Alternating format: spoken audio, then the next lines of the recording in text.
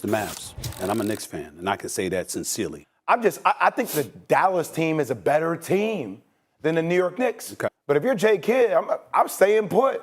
It's not even close. I'm with Jay Will. Yeah, it's the baby. Mavs. So ESPN First Take did a segment this morning where they were talking about Jason Kidd, and the debate was who's the better fit for Kidd? Is it the Mavericks or the Knicks? And I was expecting everyone to say the Knicks, but actually none of them did. And it blew my mind because everyone just acts like the Knicks weren't 2 games away from the finals. If it hadn't been for a Game 1 collapse, the Knicks would have had Game 7 at home.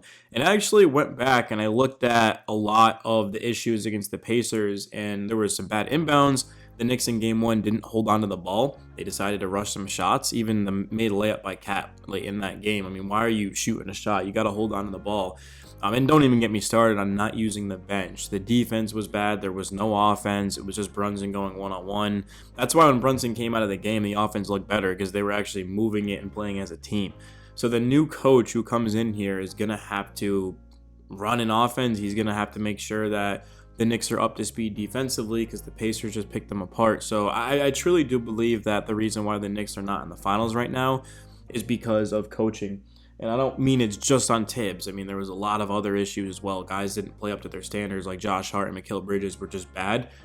But that's where coaching comes into play here. You look at a Rick Carlisle, you look at a Mark Daigneault, the guys who were in the finals. I mean, they practiced perfection, and the Knicks were far from perfect. It almost seems like we got lucky.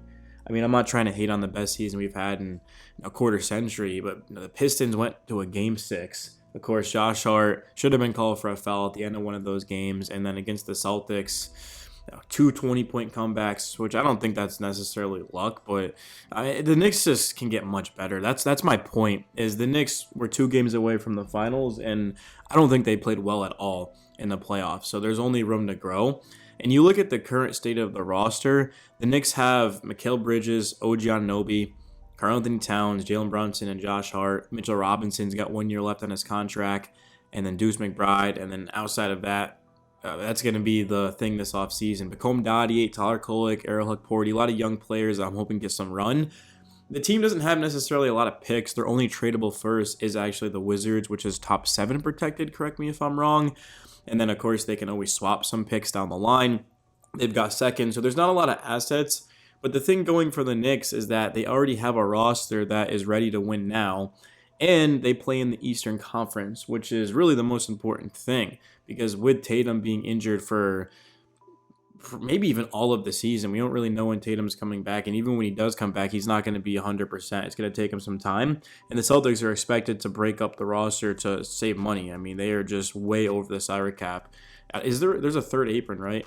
Yeah, I think there's actually is a third apron. So the Celtics are without question in that, and they're sort of paying for the price. And then you got the Pacers who, yeah, they beat the Knicks the last 2 years. Yeah, they're in the finals. They're a really good team. But you look at both those series, Game 7, Game 6, the Knicks are right there. They just need an elite coach to come in. And that's where you see a name like a Mike Malone being thrown around.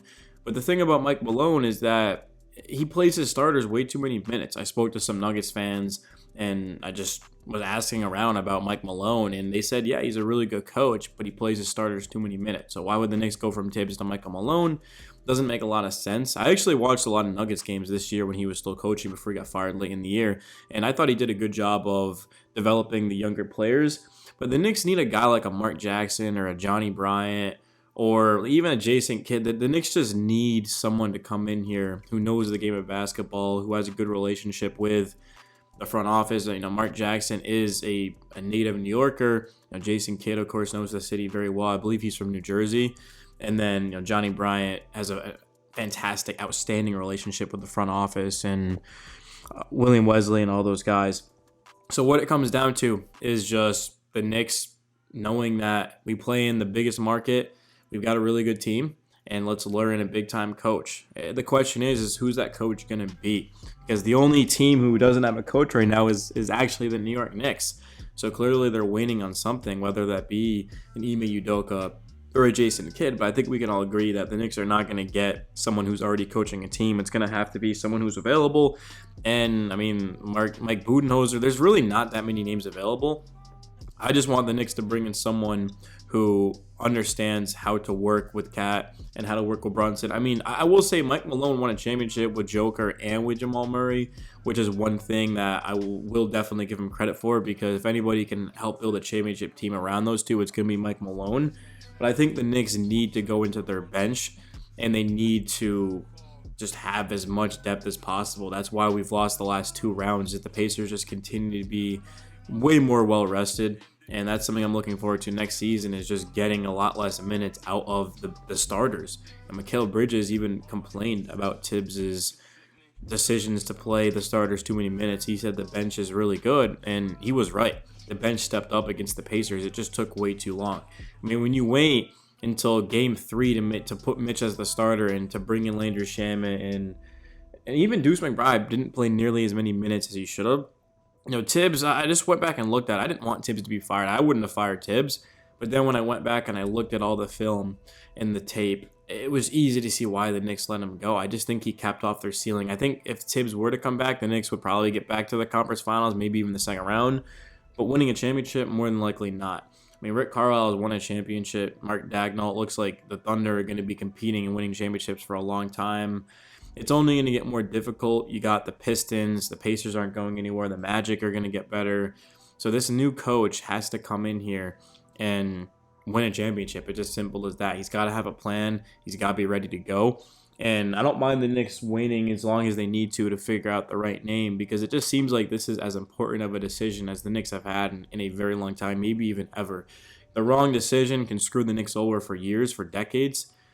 The right decision can win them a championship. I don't care if the Knicks win 2 or 3 championships. I just want to get a championship next season or the year after that. And, I mean, the Knicks are going to have to figure that out. I mean, we've seen coaches be fired in the conference finals and then teams come back and win a championship.